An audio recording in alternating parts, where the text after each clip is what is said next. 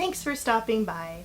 I'd like to preface this video by saying it is not a knitting tutorial, but it means to have something playing in the background while you work on your own project. If you're like me and really enjoy having something on while you work, sometimes you find that the content you like is very visually engaging and you're several hours in and haven't gotten nearly as far along in your project as you would have liked to. So that is where I come in. If you're new here, welcome, and if you're returning, welcome back. As you may have noticed, I had 2 uploads today. If you're curious about what I have on my face right now, which, if that's your thing, click in the description box below because there is a link to the other video that I uploaded today. Surprisingly enough, the same day that I'm filming, this is a Thursday, I started out with my opening of my mystery box that you'll see in the other video if you so choose, and that was around 10 or so in the morning, and here it is about 4:30, 5 o'clock. I had a very long meeting right after I finished filming that, and now it's the end of the day, and it's actually the end of my work week. I'm off tomorrow, and I may be taking some more time off next week. As you know, if you watched my happy birthday video for my cat Kabu, I did express some of my feelings as of late. So we're going to knit, and I'm just going to talk about it too while we knit. And additionally, if you're interested in supporting minority-owned businesses, there are some businesses linked in the description box below that I have shopped from personally, that I do vouch for their products and services and can say they are good.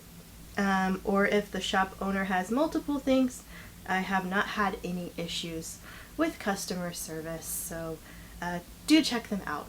Additionally, I have a link to my friend's website. She has a few books that she has self-published, and I think it's really awesome that she is also an artist and making use of her wonderful talent. I am super happy that she gets to do what she loves. She does a lot of awesome freelance work, and I'm happy that she is a fellow artiste who is applying her skills to something and finding value in that. We went to school together before I left home to go to college, so she is a Pacific Northwesterner where I'm from. So yes, I hope you guys are all having a really good day. I had been in a slump for a while now, and I'm glad to be in front of the camera, fully fledged, fully knitting paws and pearls, and I am just happy to be here. There was, I watched this web panel last night of a woman by the name of Sherilyn Eiffel, who is a very prominent woman in the social justice forefront. She is doing a lot with voters' rights and civil rights for that matter, and I loved listening to her speak last night. I found there were 1,000 people or so who had registered for this web conference type of thing, but I think in the chat I saw somewhere upwards to 600, so still a very strong turnout, I'd say, for a Wednesday night. And I just found a lot of what she said very inspiring, very rejuvenating. I was telling one of the people, well, the only person I was in a meeting with today, I had a meeting for about 3 hours. Yeah, we started at 1. I had to do something else job related after I finished with the first video that I recorded today, and then I was in a meeting with her until the end of my shift, and she was at the and in the web room conference thing too, and was just, resonating with me how there's so much that has happened in not only my lifetime, but the lifetime of my parents and the lifetime of their parents, that, everybody wants a lot of change to happen in their lifetime, but we have to understand we can't see all of that change happen at once. It's a marathon, it's not a race, and there's a lot that still needs to be undone and fixed. And you can't expect all of that to happen during your lifetime, but you can pass the baton on to the next group. So if that didn't mean anything to anybody else, it meant a lot to me, because it's like, okay, I know I want to see this change, and we have a long ways to go, but there is still a lot of work to be done that I can do now, and hopefully when people who've come after me are alive, or even when I'm older and, very more gray than I am now, I can look back and see that progress and be like, wow, I didn't expect to see this happen now, and here I am living in it, when it just seemed like a flash in the pan, just some kind of pipe dream to think that we would be where we are. Future me speaking about past me imagining what the future would be like. And she also mentioned, okay, so you've probably heard about the whole defunding of the police force. And she put it in such a great point that I wish so many people would know, is that it's not getting rid of the police department, but using a lot of those funds in our community to create a wider public safety net. So think about social workers, counselors, educators that can be on the scene to help de-escalate situations that police don't need to be there for. She mentioned very, very frankly, it's like when your cat is stuck in a tree, do you call 911 or do you call in the United States, do you call 911 or do you call 311 to say, hello, city, there's a cat in a tree, can you send a department over to come rescue this cat? It's not an emergency, it's not a life and death, but, somebody in the town ought to know about it. Or, there's a street light out on your block. I lived in a neighborhood where I had to call 311 almost every month because of street light, and I'd get home and it would be very dark, and I'd have to walk down this dark street to get to my house, and I did not like that. So I'd call to have the electrician come out, like, hello, public street lights are out on this block, can you send somebody over here to fix it? It's not a police matter, but it's still a city thing that needs to be fixed, needs to be addressed. So it made complete sense when she put it like that. It's like, yes, I think more people need to see it as this, you have somebody who is having a mental episode in the street, and they're walking in the street and they're naked. Do you really need the police if you can tell they don't have a weapon on them? Can you call a social worker who might be able to identify what's going on with this person? And then if you need the police to intervene later because it's a matter that just cannot be handled by the people who had been called out originally, then yes, of course. If it's danger and you need police to help with that situation, sure, they can be called afterward. But if it's something that initially isn't a life and death kind of threat, then you could probably call another group that is employed by the city to help with the situation. That's like, that makes sense. And, so much money is being taken away from education.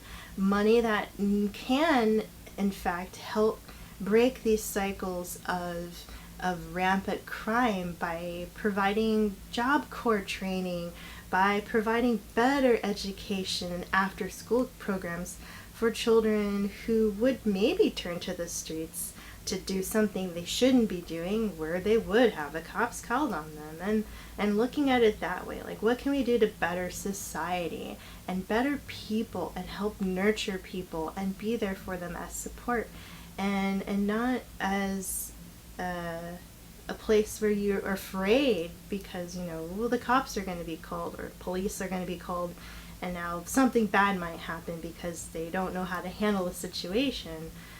So itchy. So I think all of that makes sense to me. I felt really inspired by her talk and just hopeful. I hadn't been feeling very hopeful, and she has hope. So I'm like, if she has hope, and she is who she is now, and she's still fighting a good fight, then that means something for me. So I think it helps, but it does really weigh on you when you know it's going to take a while for things to get better. And when I mean a while, I mean astronomically a long time for things to get better. And I fear for my brother. I fear for myself and my other relatives that likely could easily end up in a situation where they were at the wrong place at the wrong time, and just because they look a certain way, they would be accused of something that they didn't do.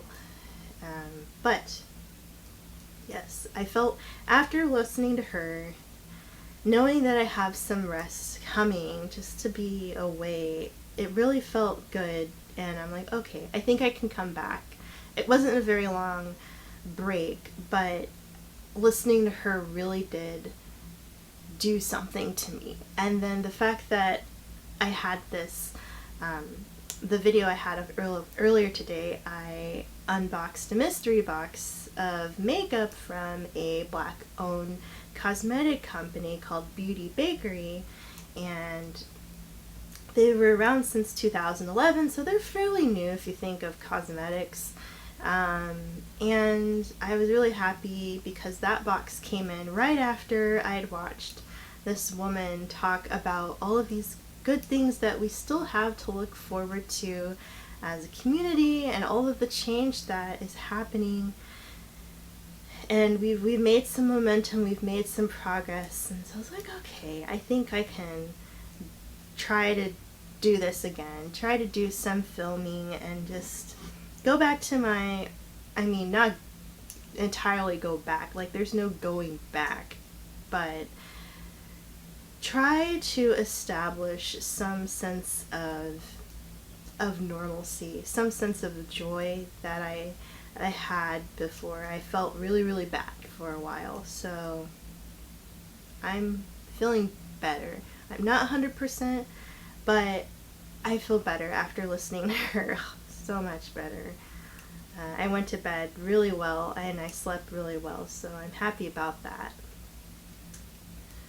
And because I hadn't had a lot of sleep lately, or I've had so much sleep because I hadn't had sleep. I just threw myself all out of whack. But we're here. So yes, if you haven't already if you can't already tell by the title, we are working on the Jolie Mimi Cardigan again.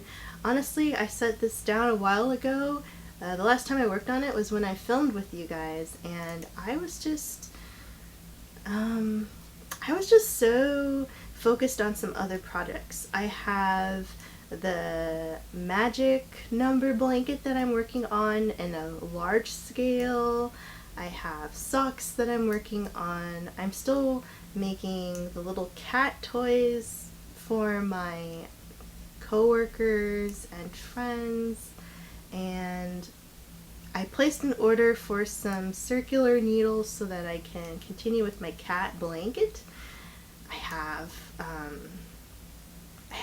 the Knitterati blanket that I'm working on as well. I just bought some awesome yarn, but the needle order I bought for the other blanket has better needles for that as well, and so I'm like, cool, I have oodles oodles and oodles of projects to work on.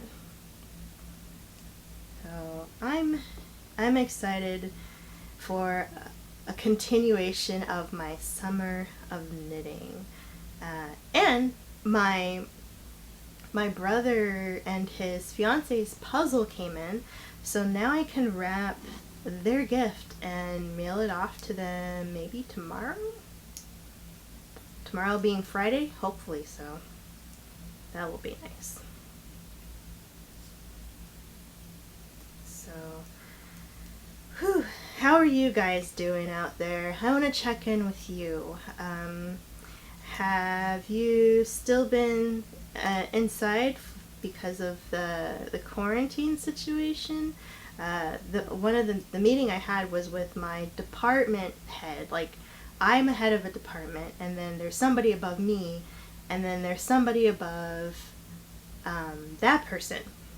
And so I was talking with that person, the top, about like how we plan to open and everything when our state says it's okay and it's safe. And then also on top of our state saying it's okay for us to open, but our place of business within that being feasibly able to open at not at the same scale that we were open before, but how to navigate that with more people present. So it's been interesting. There's a lot of unknowns. A lot of us don't want to come back because we're fearful of getting sick, as nobody wants to get sick.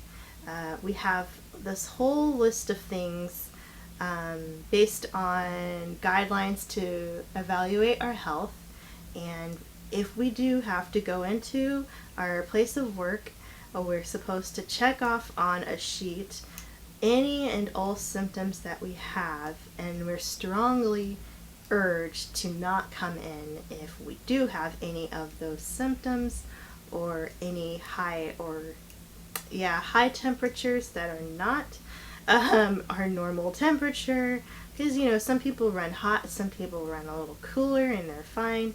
So any abnormal spikes in temperature are to be monitored as well. And it's interesting because on Sunday I had a virtual brunch type session with some of my colleagues that are also of color, and one of them had admitted that they caught it in the early part of 2020, and they are a very, very healthy person, and they were just sick. Like, they said they lost about 30 pounds and they're still trying to gain it back. I mean, this is a person who works out, so they're like, they want to get back to being fit. Because I was like, shoot, can I? No. I'm not jealous, but the joke in the room was like, oh, well, that's an awesome diet, but you were just trying to make him feel better. But yeah, I'm very, very glad that he made it through, because he's an awesome person, and the fact that he is a very, very healthy person and still got very sick.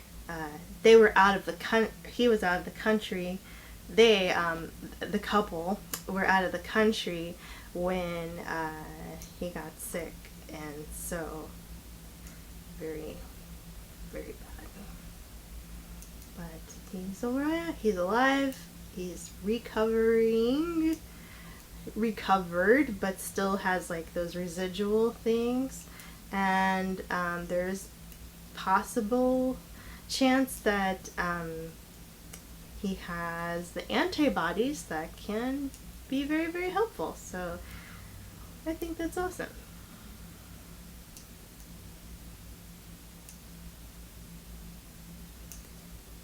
So I'm feeling okay. And I hope you're okay wherever you are, and that if you're feeling for us over here, thank you. If you end up donating or supporting any of the causes that have been widely shared, thank you. And if you choose to check out any of the folks, any of the stores or shops that I mention below in the links, thank you.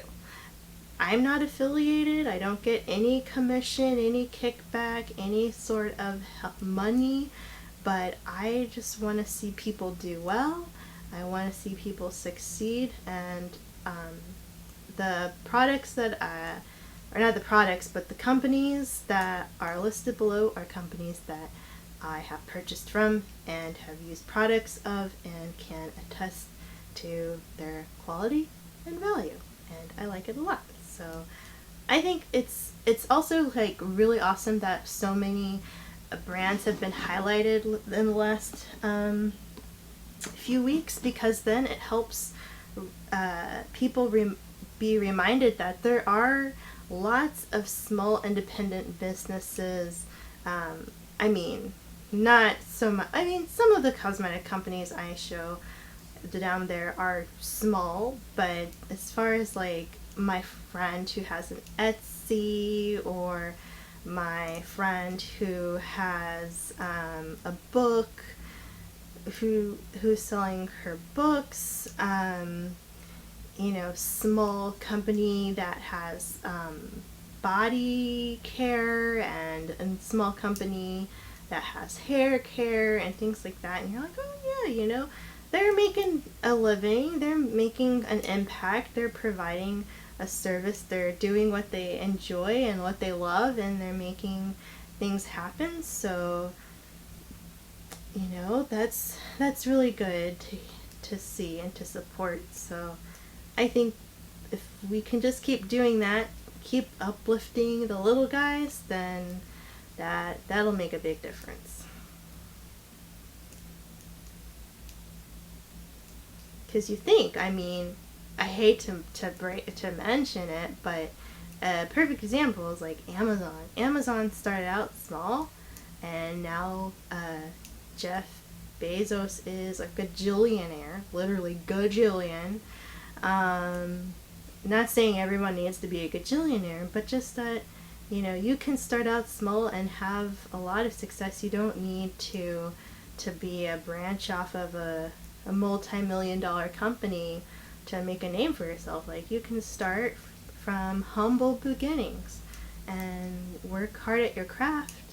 It's not everybody's guarantee, but at least it means that there's a chance. And if you have a good product, and I think you have not only good product but good customer service, then you can do really well. But you also have to treat your employees well, because they will definitely drag you through the mud if you are horrible, and then that in turn will make you look like a bad business, because nobody is happy to work for you. So you got to make sure people are happy working for you too. What does all that mean? I have no idea. I just want to say that I am happy that I can support where I can to get something fun and useful, or just frivolous, but also help people who have products that mean something to me, cater to me as a person of color with different needs that sometimes other people don't always focus on, such as extended ranges, or I'm talking more makeup-wise, unique undertones. But also, in the links, there is a Black woman-owned yarn shop that I found, and I bought some yarn from her shop, and I keep eyeing all of the pretties that she has in her shop, because I want to get some more, and I'm just deciding on what. So many different things. I can't buy all of them. I have to pick. But I'm feeling pretty good about it, and I am happy that I can support her by using her yarn shop to buy my yarn goods. And my friend whose book is out, I mean, I like to read, I love graphic novels, so that's nice. and I have another friend who makes jewelry, and then there's the shop that I bought my yarn shirts from, and you know, there's all sorts of stuff out there. So, you know, you just gotta look for it, but you'll find it if you try. Alright, so we got 2 rows done. I feel like it went a little faster, but we still have so much, oh my gosh, I'm all tangled. We still have so much further to go. You can see there's not that much progress, but at least we're working on the back panel now, and hopefully we'll be done and we can work on the sleeves very soon. So thank you so much for tuning in again. I really appreciate you guys being here, being so supportive of me.